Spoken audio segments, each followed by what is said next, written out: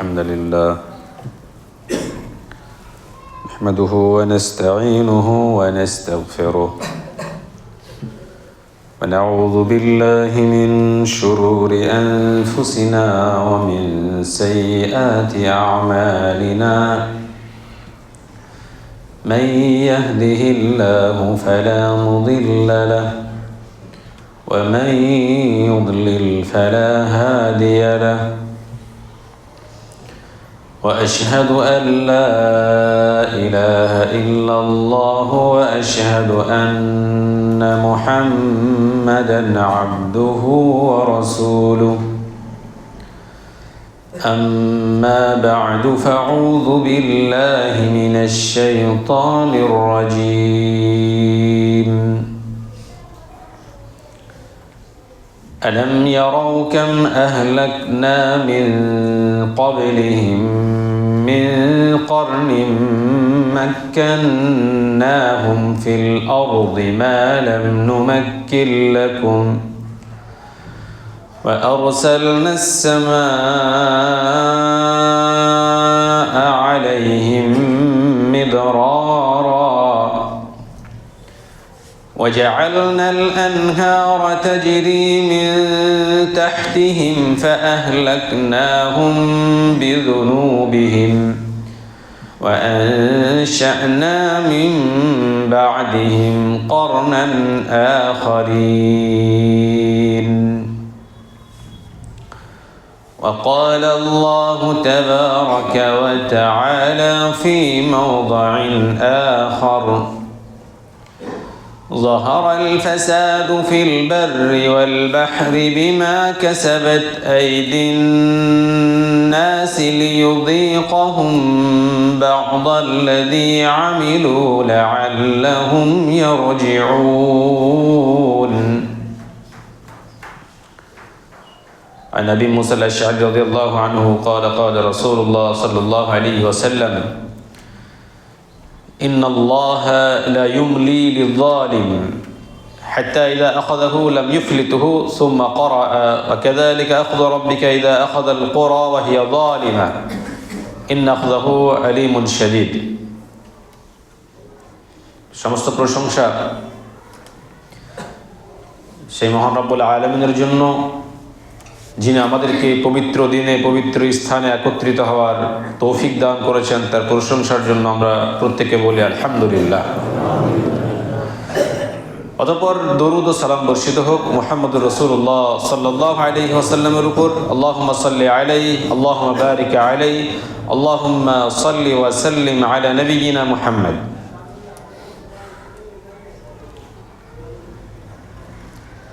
আমাদের সর্বক্ষেত্রে আল্লাহ তাআলার বেশি বেশি প্রশংসা করা উচিত যে এখন পর্যন্ত আমরা যারা জীবিত আছি, এখানে একত্রিত হয়েছি, তারা প্রত্যেকেই সহি সালামতে আছে। গত শুক্রবার আমি বাংলাদেশের কলরোয়া এলাকাতে ডক্টর আসাদুল্লাহ গালিবের একটা মাদ্রাসা পরিদর্শনে গিয়েছিলাম ওখানকার সভাপতির সঙ্গে। অফিসে বসে আছি, তখন বাজে 10:38। তো সে সময় অনুভব করলাম যে বিল্ডিং হিলছে আর ফ্যানটা নড়ছে। যিনি প্রিন্সিপাল ছিলেন উনি বলছেন যে সম্ভবত ভূমিকম্প হচ্ছে, কিন্তু তীব্রতা অতটা বেশি অনুভব করলাম না, হালকা অনুভব করলাম। জুম্মা পরে যে বাড়িতে দাওয়াত ছিল সেখানে ওনারা বলছেন যে এই ভূমিকম্প যদি ঢাকার উপরে হয় তো অত্যন্ত ক্ষতি হয়ে যাবে, কিন্তু অলরেডি হয়ে গেছে। পরে নিউজ দেখছি যে ঢাকাতে বড় ধরনের ভূমিকম্প হয়েছে, রিক্টার স্কেলে এর তীব্রতা ছিল 5.7 এবং এরপরে আবার কয়েকবার আফটার শক যেটা হয় সেটাও কয়েকবার হয়েছিল। তো এই যে ভূমিকম্প যেটা অনুভব করলাম তাতে ঢাকার বুকে এবং আশেপাশের এলাকাতে প্রায় 10 জন মানুষ নিহত হয়েছে। এটা সরকারি খবর আর কি। আর মানুষ ছুটাছুটি করতে গিয়ে আহত হয়েছে প্রায় 630 জন। বিজ্ঞানীরা এই ব্যাপারটা নিয়ে রিসেন্ট বলেছে যে 5.7 রিক্টার স্কেলের তীব্রতা ছিল। এটা যদি ভবিষ্যতে ঢাকার বুকে 6 থেকে 7 এর মধ্যে হয় কম্পনের তীব্রতা, তাহলে বড় ধরনের একটা ক্ষতি হবে, বিশেষ করে বাংলাদেশের বুকে। কারণ ঢাকাতে অনেক পুরাতন বিল্ডিং আছে, খুব ঘনবসতি এলাকা, আর এর যে গতি মানে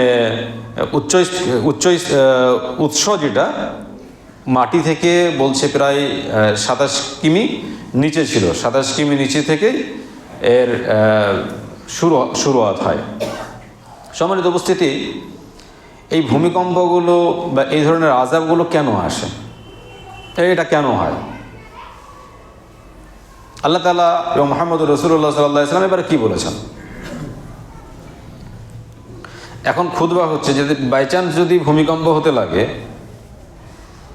তাহলে আমার মনে হয় সব মানুষ ছোটাছুটি করে দৌড়াদৌড়ি করবে, মানে পালিয়ে যাবে মসজিদ থেকে। এটাই স্বাভাবিক। আর আল্লাহ তাআলা কোরআনে বলেছেন যে ইযা যুলজিলাতিল আরদু জিলজালাহা ওয়া আখরাজাতিল আরদু আসকালাহা ওয়া ক্বালাল ইনসানু মা লাহা। কম্পন সম্পর্কে একটি সূরা আছে, সূরা জিলজাল। তারপরে সূরা আম্বিয়াতে পেয়ে যাবেন ইয়া আইয়ুহান নাস, হে মানুষ সকল, হে মানব জাতি, তোমরা তোমার রবকে ভয় করো। ইন্না জালজালাতাস সাআতি শাইউন আযীম, নিশ্চয় কিয়ামতের যে কম্পন এটা খুব ভয়ঙ্কর। ইয়াওমা তারাউনাহা তাযহালু কুল্লু মুরদিআতিন আম্মা আরদাআত ওয়া তাযউ কুল্লু যাতি হামলিন হামলাহা ওয়া তারান নাসা সুকারা ওয়া মা হুম বিসুকারা ওয়ালাকিন্না আযাবাল্লাহি শাদীদ। যেদিন মানুষ এই কম্পন দেখবে, সেদিন এমনভাবে ছুটাছুটি করবে মানুষ যেন মাতাল, মদ খেয়ে আছে, মাথায় ঠিক নেই। একজন মা, সে তার বাচ্চাকে দুধ খাওয়াবে, এরকম যদি মুহূর্ত হয় যে কম্পন হচ্ছে, সন্তানকে ফেলে দৌড়বে। একজন মা, তার পেটে বাচ্চা থাকবে, বাচ্চা কখন ভূমিষ্ঠ হয়ে যাবে ও বুঝতেই পারবে না। একটা বাচ্চা হতে গিয়ে কত কষ্ট হয়, নর্মাল না হলে সিজার করতে হয়, কত সেবা, কিন্তু সেই ভয়ঙ্কর যে কম্পন যখন শুরু হবে, তখন বাচ্চা কখন ভূমিষ্ঠ হচ্ছে ওটাইও বুঝতে পারবে না। সম্মানিত উপস্থিতি, তো আল্লাহ তাআলা মাঝে মাঝে এইসব কম্পন দিয়ে আমাদেরকে সতর্ক করেন যে কিয়ামতের যে কম্পন, সেই কম্পন তো অনেক ভয়ঙ্কর। তো এই যে সামান্য সামান্য কম্পন আমি তোমাদের কাছে পাঠাচ্ছি, তো এখান থেকে একটু শিক্ষা নাও, এখান থেকে উপদেশ নাও। আপনি নতুন বিয়ে করে খুব সুন্দরভাবে বাসর রাত্রিতে আছেন, কম্পন শুরু হলে কোথায় স্ত্রী, কোথায় আপনার স্বামী ছোটাছুটি শুরু করবে নিজের জান নিয়ে। আনন্দের মুহূর্ত নিমিষেই ভুলে যাবে, কিচ্ছু মনে থাকবে না। এটা দুনিয়ার অবস্থা বলছি আমি। আপনি 4 তলা বিল্ডিংয়ে নতুন বিয়ে করে খুব আনন্দের সহিত জীবনযাপন করছেন, যখন রিক্টার স্কেলে এর তীব্রতা 7 থেকে 8 হবে, তখন কি অবস্থা হবে? বিল্ডিং যখন টলমল করবে, তখন কেউ কারোর প্রতি নজর রাখবে না, ছোটাছুটি করতে শুরু করবে। সম্মানিত উপস্থিতি, আমি আপনাদেরকে যে বিষয়টা নিয়ে বলতে চাইছি সেটা হচ্ছে, এই যে কম্পনগুলো হচ্ছে, এগুলো আল্লাহ তাআলা আমাদেরকে সতর্ক করছেন যে বান্দা, ভয়ঙ্কর যে আযাব, সেই আযাবের আগে এই সামান্য যে কম্পন, এখান থেকে শিক্ষা গ্রহণ করো। আল্লাহ তাআলা সূরা আনআম আয়াত নাম্বার 7 মধ্যে বলেছেন, আলাম ইয়ারাউ কাম আহলাকনা মিন ক্বাবলিহিম মিন কারনিন মাক্কান্নাহুম ফিল আরদ মা লাম নুমাক্কিন লাকুম ওয়া আরসালনাস সামাআ আলাইহিম মিদরারা ওয়া জাআলনাল আনহারা তাজরি মিন তাহতিহিম ফাআহলাকনাহুম বিদুনুবিহিম ওয়া আনশা'না মিন বা'দিহিম কারনান আখারিন। তারা কি দেখে না, তাদের পূর্বে কত জাতিকে আমি হালাক করে দিয়েছি, কত জাতিকে আমি নির্মূল করে দিয়েছি তাদের পাপের জন্য, এবং তাদেরকে নির্মূল করে দিয়ে, হালাক করে দিয়ে আবার নতুন জাতি নিয়ে এসেছি, নতুন মানুষ নিয়ে এসেছি। কেন? তারা পাপ করছিল, সেই জন্য তাদেরকে ধ্বংস করেছিলাম। কিভাবে ধ্বংস করেছিলাম? তাদের পাদদেশে নদীমালা প্রবাহিত করে দিয়েছিলাম, এবং তারা সেই পানিতে ডুবে তারা মৃত্যুবরণ করেছিল, একদম নিশ্চিহ্ন করে দিয়েছিলাম, হালাক করে দিয়েছিলাম তাদের পাপের জন্য। তাদেরকে অনেক বোঝানো হয়েছিল, বোঝেনি, তাই আমি ধ্বংস করেছিলাম। আপনারা জানেন, ভুলে যাননি। 26শে ডিসেম্বর 2004-এ ইন্দোনেশিয়ার বুকে যে ভূমিকম্প হয়েছিল, সেই ভূমিকম্পে কম্পনের তীব্রতা ছিল 9.1 এবং এই কম্পনে প্রায় 2,27,000 মানুষ মারা যায়। 2,27,000 মানুষ মারা যায়। এটা সরকারি হিসাব, এর থেকে আরো বেশি হবে। আর সেই শুধু কম্পন নয়, সেই কম্পনের পরে, ভূমিকম্পের পরে সেটা রূপান্তরিত হয় সুনামিতে, বন্যাতে, বাড়ি ঘর সব তছনছ হয়ে যায়। তো আল্লাহ তাআলা তো আমাদেরকে আজ থেকে 1,500 বছর আগে সতর্ক করেছেন যে তারা কি দেখে না, তাদের পূর্বে কত জাতিকে আমি হালাক করে দিয়েছি, ধ্বংস করে দিয়েছি, তাদের পাপের জন্য বন্যার মাধ্যমে তাদেরকে পুরো নিশ্চিহ্ন করে দিয়েছিলাম। তো আল্লাহ তাআলা বলছেন তারা পাপ করেছিল, সেই জন্যই ধ্বংস করেছিলাম। তা তোমরা কি দেখবে না? তোমরা কি শিক্ষা নেবে না? তোমরা কি সতর্ক হবে না? তোমরা কি আমার রাস্তায় ফিরে আসবে না? আল্লাহ তাআলা সতর্ক করার পরে তারপরে আবার আযাব দিচ্ছেন। আযাব দিয়ে আল্লাহ তাআলা আবার আমাদেরকে সতর্ক করছেন যাদের কাছে এখনো আযাব আসেনি। 1556 সালে চীনে একটা ভূমিকম্প হয়েছিল। রিক্টার স্কেলে তীব্রতা ছিল 8। মানুষ মারা গিয়েছিল প্রায় 8,30,000। 1976 সালে চীনে ভূমিকম্প হয়েছিল, রিক্টার স্কেলের তীব্রতা ছিল 7.5। মানুষ মারা গিয়েছিল প্রায় 8,55,000। আপনি যদি ভূমিকম্পের এই হিস্ট্রি নেন, এই যদি পরিসংখ্যান নেন, তা দিয়ে শেষ করা যাবে না। এখন আপনাদের কাছে আমার উপদেশ হচ্ছে যে এই যে আল্লাহ তাআলা ধারাবাহিকভাবে বিভিন্ন জায়গায়, বিভিন্ন দেশে এই ভূমিকম্পের মাধ্যমে, সুনামির মাধ্যমে মানুষকে হালাক করেছেন, ধ্বংস করেছেন, তো মূলত যাদেরকে এখন আল্লাহ তাআলা ধ্বংস করেননি তাদেরকে সতর্ক করছেন যে তোমরা সতর্ক হও, নচেৎ তোমাদেরকেও ঠিক ওই রকমভাবেই ধ্বংস করবো, হালাক করবো। এখনো হয়তো আল্লাহ তাআলা আমাদেরকে ভালোবাসেন। যখন এই ভালোবাসাটা আপনি ভুলে যাবেন, আল্লাহ তাআলার অনুগ্রহটা ভুলে যাবেন, আল্লাহর অনুগ্রহ মনে রাখবেন না, তখন টুক করে, বেশিক্ষণ সময় লাগবে না। একটা ভূমিকম্প হতে কতক্ষণ সময় লাগে? কয়েক সেকেন্ডের ব্যাপার। এই যে বসে কথা বলছি, আল্লাহ তাআলা যদি চান তো 2-4 সেকেন্ডের মধ্যে ভূমিকম্প পুরো তছনছ করে দেবেন। এর জন্য কোনো মেসেজও আসবে না, কোনো বার্তাও আসবে না, কোনো বিজ্ঞানীর ক্ষমতা নেই যে ভূমিকম্প হবে। এটা বলতে পারে অমুক সময় হবে, কারণ এটা তো সামান্য সময়ের ব্যাপার। হয়তো বলতে পারে যে ভূমিকম্প হওয়ার একটা সম্ভাবনা আছে অমুক জায়গাতে, এটা বলতে পারে, কিন্তু অমুক সময় হবে এটা বলতে পারবে না। তাহলে তো মানুষ আগে থেকেই সতর্ক হয়ে যাবে। আর এটা তো কয়েক সেকেন্ডের ব্যাপার।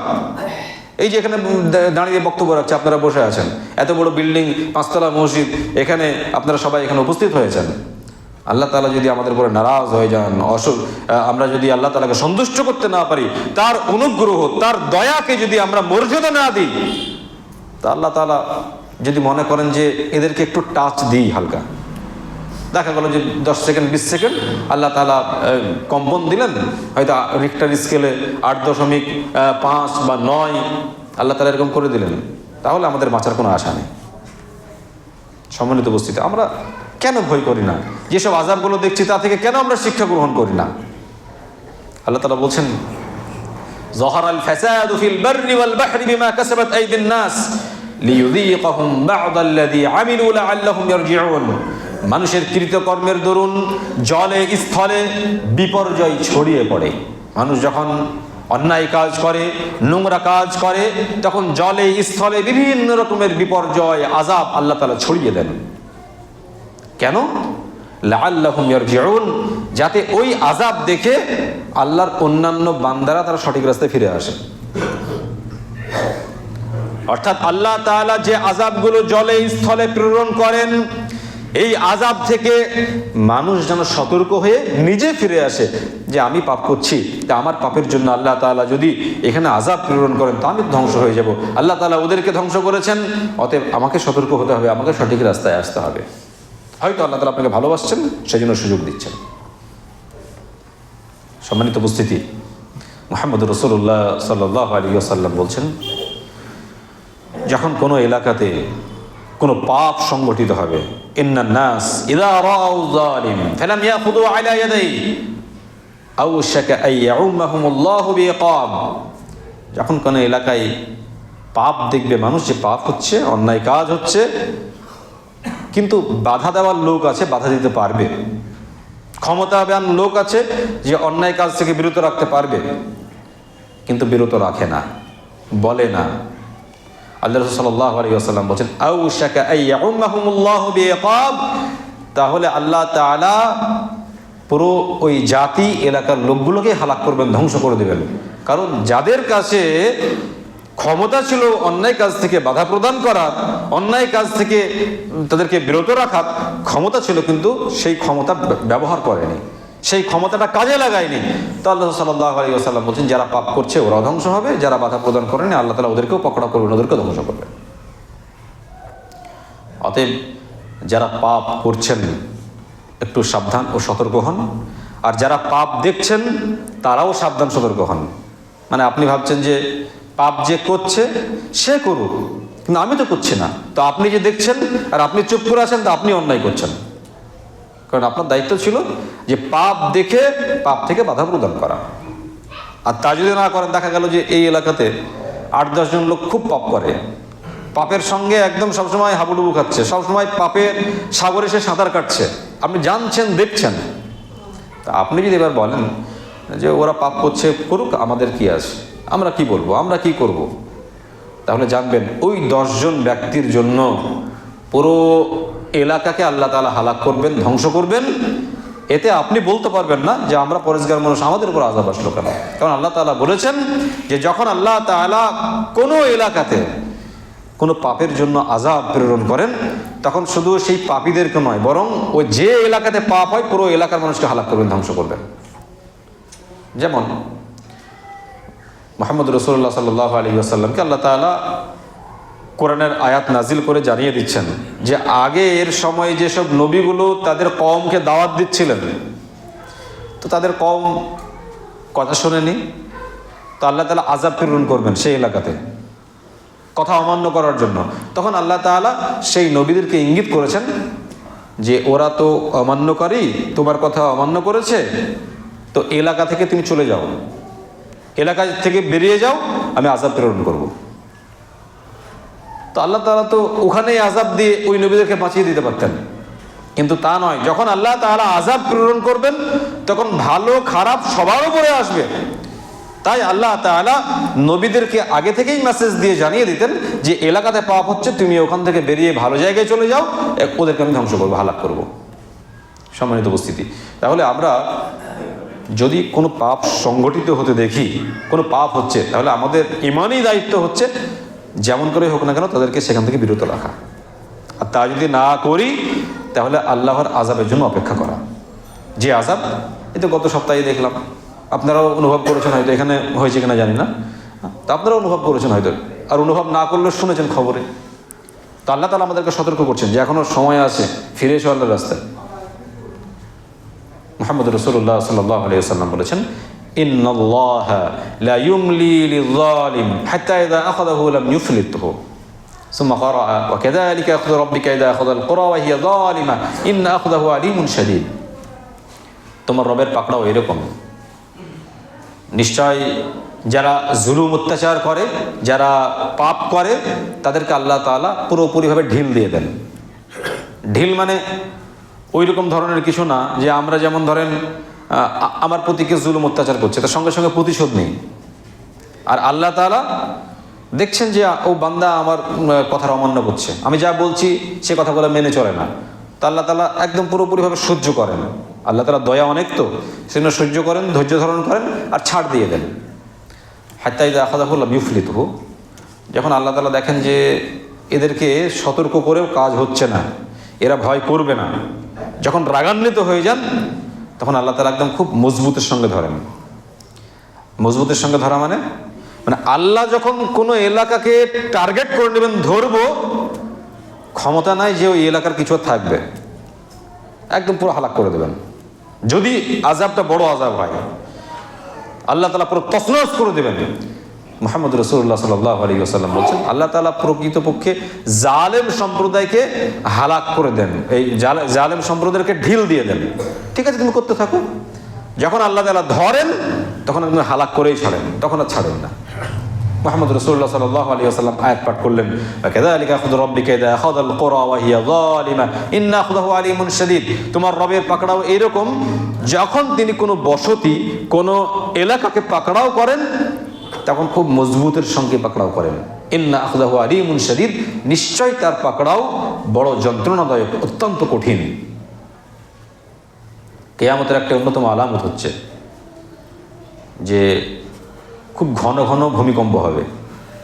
কিয়ামতের একটা অন্যতম আলামত, খুব মানে ঘন ঘন ভূমিকম্প হবে। তো আমাদের এই যে ভূমিকম্পগুলো আমরা লক্ষ্য করছি, তো এটা একটা কিয়ামতের অন্যতম আলামত। আর ভূমিকম্প কেন হবে? আমরা যখন বেশি বেশি পাপ করব, আল্লাহ তাআলাকে অসন্তুষ্ট করবো, তখন এগুলো হবে। যেমন একটা হাদিসের মধ্যে আসছে, আল্লাহ সাল্লাল্লাহু আলাইহি ওয়াসাল্লাম বলেছেন, লা ইয়াকুনান্না ফি হাযিহিল উম্মাহ খাসফুন ওয়া কাযফুন ওয়া মাসহুন যালিকা ইযা শারিবুল খুমুর ওয়াত্তাখাযুল কায়নাত ওয়া আযরাবু বিল মাআজিফ। সিলসিলাতুল আহাদিসিস সহিহা, হাদিস নাম্বার 2203। আল্লাহ রাসূল বলছেন, কিয়ামতের অন্যতম একটা আলামত, এই উম্মতের মধ্যে আল্লাহ তাআলা আযাব স্বরূপ জমিনকে ধসিয়ে দেবেন, আকাশ থেকে পাথর নিক্ষেপ করবেন এবং মানুষের চেহারাকে বিগড়িয়ে দেবেন। এটা কখন হবে এই আযাবগুলো? জমিনকে ধসিয়ে দেবেন ভূমিকম্পের মাধ্যমে, আরও কিছুর মাধ্যমে আল্লাহ তাআলা হালাক করবেন, বন্যার মাধ্যমে হালাক করে দেবেন, আর আকাশ থেকে পাথর নিক্ষেপ করবেন, চেহারাকে বিগড়িয়ে দেবেন। ইদা শারিবুল খুমুর, যখন এরা মদ পান করবে। ওয়াত্তাখাযুল কায়নাত, যখন এরা নর্তকীদের কাছ থেকে গান বাজনা শ্রবণ করবে। নর্তকী তো বুঝতে পারছেন, যারা ড্যান্স করে, যারা প্রস্টিটিউট, শুধু টাকার লোভে নিজের শরীরকে বিক্রি করে দেয় পরপুরুষের কাছে, আর ড্যান্স করে মানুষের মনোরঞ্জন করে। তো এইসব নর্তকীদের কাছ থেকে গান বাজনা শ্রবণ করবে। ওয়া আযরাবু বিল মাআজিফ, আর গান বাজনা বাজাবে, তখন আল্লাহ তাআলা এইসব আযাবগুলো প্রেরণ করবেন। তাহলে কটা কথা হয়েছে হাদিসের মধ্যে? 3টে কথা। 1, যখন মদ পান করবে আমার উম্মত। 2, যখন এরা ওই নর্তকী বেশ্যাদের কাছ থেকে গান বাজনা শ্রবণ করবে। আর 3 নম্বর হচ্ছে গান বাজনা বাজাবে, ঢোল তবলা এসবগুলো বাজাবে। তো এখন যে ব্যাপারে মুহাম্মদ রাসূলুল্লাহ সাল্লাল্লাহু আলাইহি ওয়াসাল্লাম আমাদেরকে সতর্ক করেছেন, এখন সমাজের লোক কজন বেঁচে আছে এ থেকে? মদপান সবাই না করলেও এই এলাকাতে কমসে কম 50% করে। আর গান বাজনা মোটামুটি সবাই করে, গান বাজনা শ্রবণ মোবাইলে আছে, দেখছে নর্তকীরা নাচছে, এটা প্রায় লোকই দেখে। আর কোনো জায়গায় আবার সভা টভা হলে ওই নর্তকী ঘর থেকে ভাড়া করে নিয়ে আসে, সেখানে তো সবাই হাজির হয়ে যায়, দাড়ি ফাড়ি নিয়েও হাজির হয়ে যায়। আবার মাঝে মাঝে আমি কিছু মুসল্লিকে দেখেছি, ওদের তালে তালে ওই মুসল্লিতেও নাচছে। আমাকে একজন দেখাচ্ছে যে দেখেন এই মুসল্লিটা নামাজ পড়ে মসজিদে গিয়ে আর দেখেন ড্যান্স করছে। তা আমি দেখে অবাক হলাম যে মানুষের বিবেক বুদ্ধি কোথায় গেছে, 5 ওয়াক্ত নামাজ পড়ে আর তালে তালে নাচছে। সম্মানিত উপস্থিতি, তো যখন এই সব অন্যায় পাপাচারগুলো হবে, তখন আল্লাহর আযাবের জন্য অপেক্ষা করতে হবে। আর আযাব যখন আসবে না, তখন কিচ্ছু মনে থাকবে না, কিন্তু এটা মাথায় রাখবেন।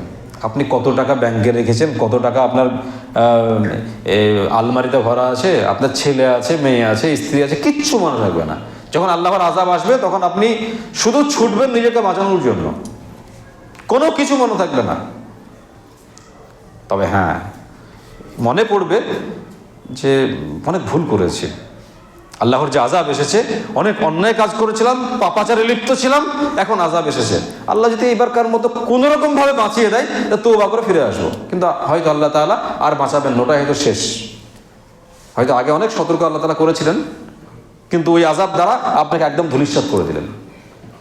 সেই জন্য আমাদের সমাজে যেসব পাপাচারগুলো আছে, আর যে পাপাচারের জন্য মুহাম্মদ রাসূলুল্লাহ সাল্লাল্লাহু আলাইহি ওয়াসাল্লাম সতর্ক করেছেন, তা থেকে আমরা সতর্ক হব। আর সতর্ক যদি না হয়, তাহলে আল্লাহর আযাবের জন্য অপেক্ষা করব। আর সেই আযাবে ভালো খারাপ সবাই ধ্বংস হবে।